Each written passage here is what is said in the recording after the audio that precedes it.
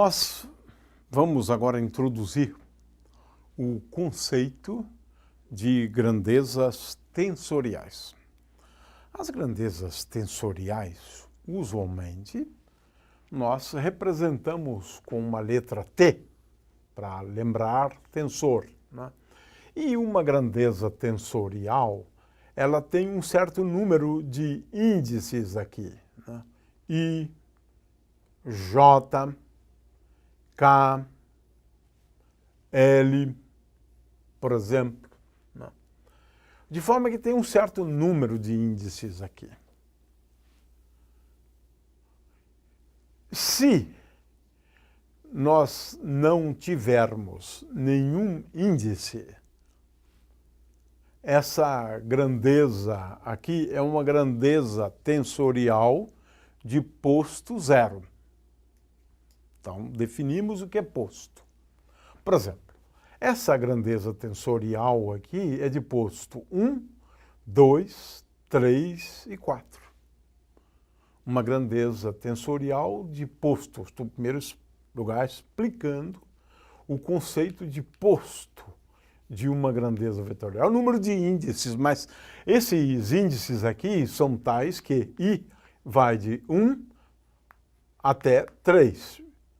J vai de 1 até 3. K vai de 1 até 3. E L vai de 1 até 3. Portanto, uma grandeza tensorial de posto S é uma grandeza que, em princípio, tem 3 elevado a S componentes. Então, por exemplo, não defini ainda, mas já vamos definir. Uma grandeza, quando escrevo assim, T e J, essa grandeza, ou essa é a forma da gente representar uma grandeza tensorial de posto 2. Se ela tem posto 2, ela tem, em princípio, 3 elevado à segunda potência. 3 ao quadrado, 9 componentes. Em princípio, 9 componentes, né? Muito bem. Então, expliquei o que é posto. Posto envolve o número de índices aqui.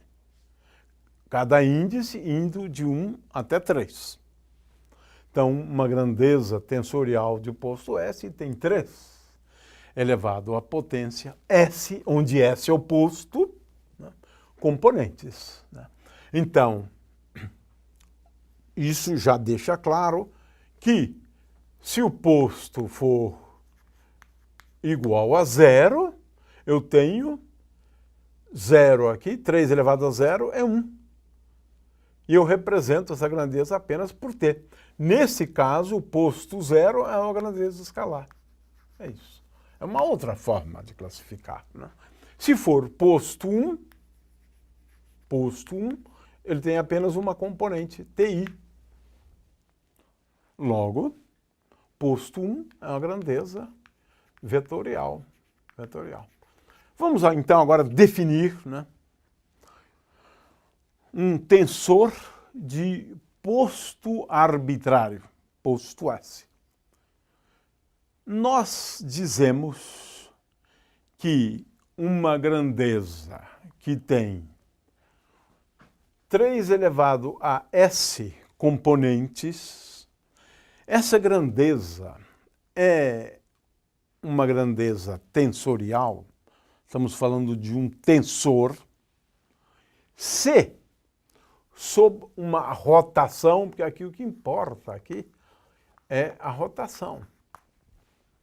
Se sob uma rotação, esse tensor aqui se transforma num novo tensor, que eu vou chamar de T'.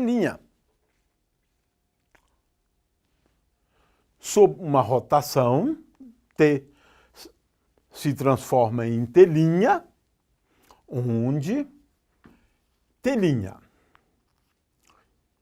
I, J, L puder ser escrito como R elevado a I alfa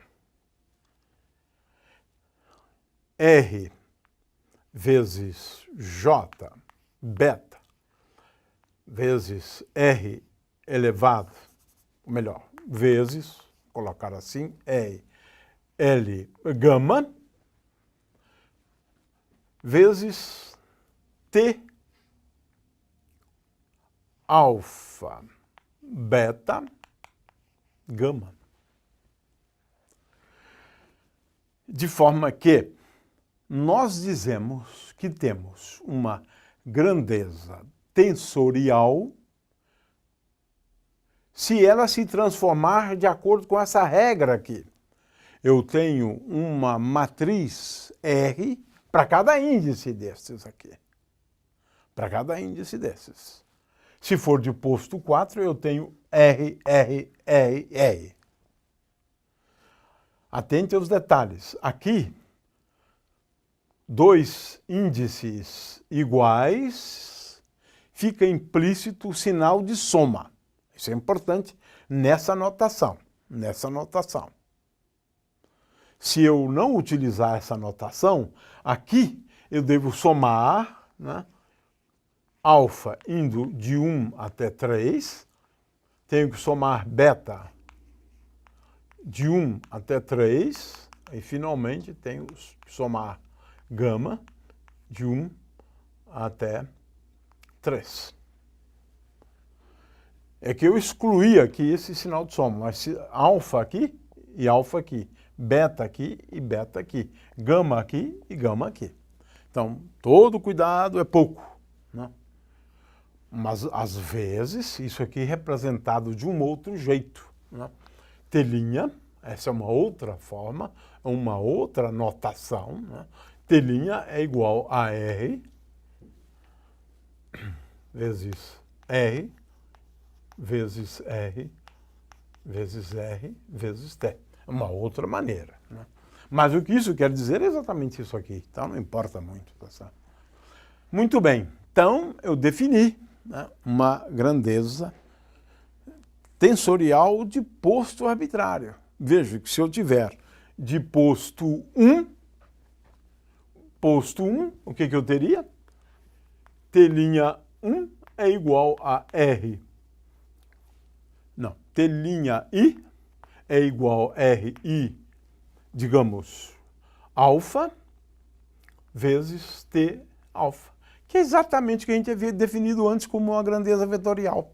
Então, uma grandeza vetorial é um tensor de posto 1, nessa definição. Agora, vamos analisar o caso de uma grandeza de posto 2. Existem muitas grandezas, né, de posto 2 que a gente utiliza na física, na mecânica, né? O tensor de inércia, por exemplo, é o exemplo típico de grandeza tensorial na mecânica, né? Tensorial na mecânica. Ou seja, o tensor de inércia I e J, ele tem componentes, na realidade 9 componentes, se bem que, a rigor, são 6 apenas, né?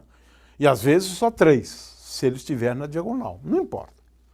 O tensor de inércia, por exemplo, ele é dito tensor, porque se num referencial o tensor é I e J, num referencial que experimentou uma rotação, eu tenho essa grandeza física I', J igual a R I alfa vezes R vezes J beta vezes I alfa beta.